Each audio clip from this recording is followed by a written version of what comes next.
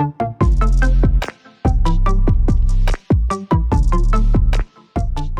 everyone, it's a great thing to meet you all. I am Pastor Paul Anbarasu, and it's such a joy to meet you all through Stay Strong series. I'm about to tell us something that I was encouraged as I read the scriptures. God is not hidden. God is never hidden. In fact, He is the most easiest to find when you seek Him. I want to place before us three situations as we continue to look at His Word. These are three situations in the book of Exodus. Situation at the Red Sea, situation at Rephidim, and the situation while they encountered Amalekites. God is not hidden at all. In fact, He wants His children to show Himself, for them to experience who He is. So He walks out and He shows Himself in beautiful ways. In fact, God's children are defined by His presence. He would go out with them and be the pillar of cloud in the day and the pillar of fire in the night with His children as they moved out from Egypt. You know, something for you and me to identify and notice is that God's children are defined by His presence with them. We are called Christians because Christ is with us. God's presence makes His people special. They are the special people because God is with them.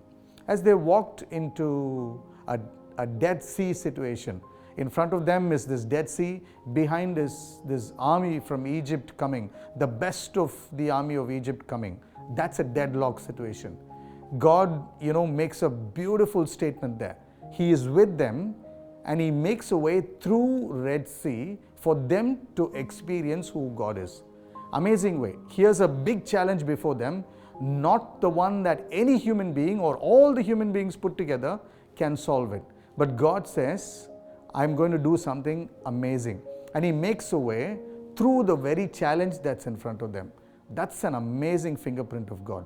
Every time we walk through a challenge, God says, I will be with you and I will make a way through the challenge that you have. So He wants us to trust Him and experience His presence and increase our faith in Him.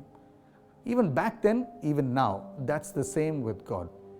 So here's something beautiful Israelites learned, and we are called to learn as we understand God, is our challenges are the very pathways that God will lead us through to victory.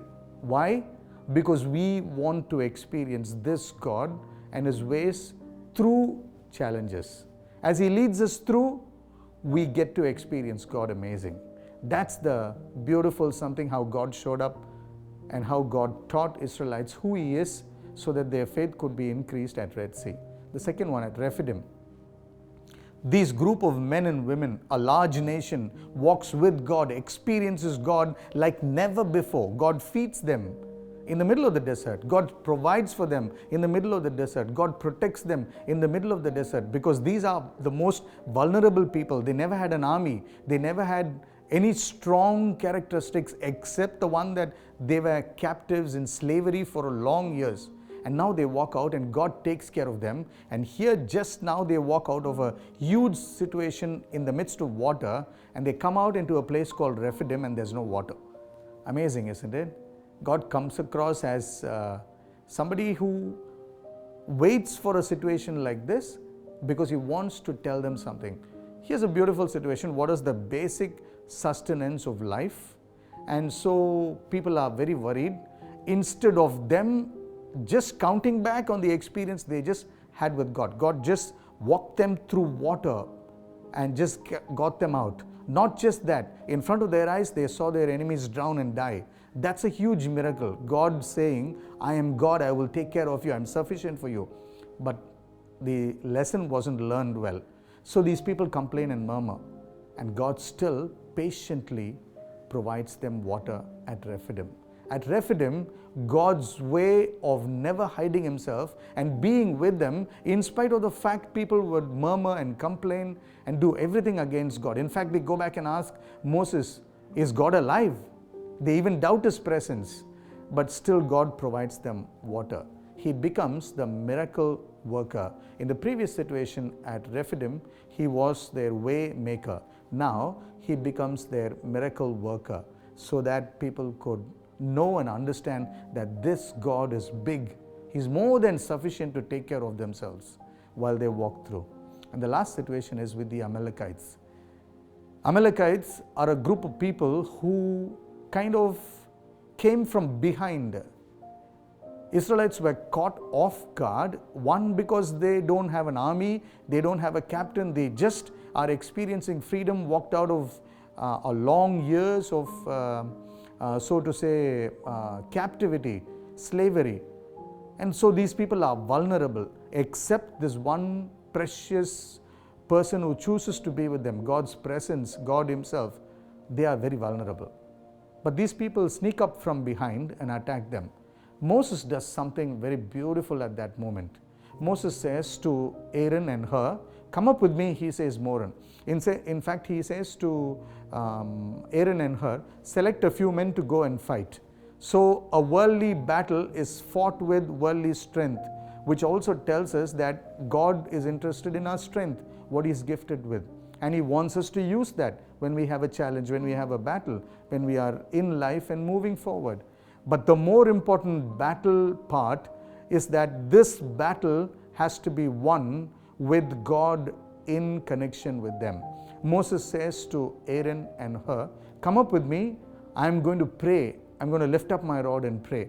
And when I'm tired, you support me with your left and with your hands holding on to my left and right." The more time Moses would lift up his rod towards God, Israelites would have power over Amalekites. And when his hands are tired and down, Amalekites would overpower Israelites. What's the lesson we learn here? God showed to them that He's not just a waymaker, a miracle worker, but a promise keeper. As long as we keep in touch with God, as long as our battles are fought in prayer with Him, then God will give us victory. The lesson that day that Amalekites got to see, Israelites got to see, and while we read that situation, even we get to see, is that prayer brings us victory. God wants to give us victory to our challenges. His promise is true. He will take us through. He is more than sufficient to make our mess of our life that we have made into a message of Himself in our lives. And He wants to do this. But the more we remain in Him, the more we remain in Him, He is called to orchestrate that into victory. Hey, I just said 3 things and I want to summarize that. God is never hidden. In fact, He wants you and me to experience Him while we walk through our Red Sea situations, blocks, challenges, difficulties of our life. He will make a way through our challenge so we get to know and experience this God is more than sufficient. He will be our way maker. As we walk through the situation at Rephidim, God will provide for us, and He will provide for us just for us to know that He will lead us through. And at the third situation, where Amalekites sneak from behind, where we face our battles unknowingly, God will lead us into victory as long as we stay connected with Him. In all ways, God is not hidden at all.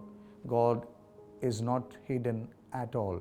He wants to change the experience of our life, to show that He is with us, for us to know that He is God who's big enough to take care of us. God bless you.